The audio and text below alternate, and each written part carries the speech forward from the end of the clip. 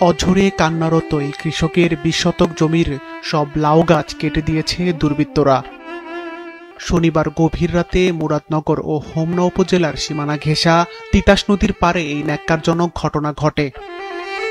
ভুক্তভোগী কৃষক ইব্রাহিম মিয়া জানান, তার নিজের জমি না থাকায় অন্যের কাছ থেকে জমি ইজারা নিয়ে সবজি চাষ করে কোনোভাবে জীবিকা নির্বাহ করেন তিনি। জমির সকল ফসল নষ্ট করায় তার পথে বসার উপক্রম হয়েছে। দুদিন আগে একজনের লোক তর্কাতর্কি করেছে, ছাগল একটা গাছ খাইলেছে। আমার কয় আমার ভিডিও সামনে দিলে আমার হেকুল বাড়াইবা, আমি হেকুল হুমরাতনগর থানাতে বাড়ি করছি। এরপরে এনে খেত করি কেমনে দেখে দিব। টানা তৃতীয়বার অর্জন করেছে দেশের সেরা সুপার ব্র্যান্ড স্বীকৃতি বসুন্ধরা টিস্যু। এবছর তিনি একটি এনজিও থেকে ৪০,০০০ টাকা ঋণ নিয়ে ২০ শতক জমিতে লাউ চাষ করেন।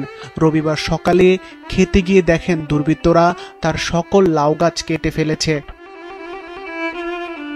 ভুক্তভোগী ইব্রাহিম মিয়া হোমনা উপজেলা নির্বাহী কর্মকর্তা ও কৃষি কর্মকর্তার কাছে এ বিষয়ে লিখিত অভিযোগ করেছেন।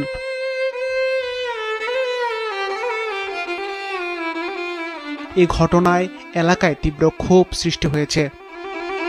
মাছরাঙা নিউজ ডেস্ক।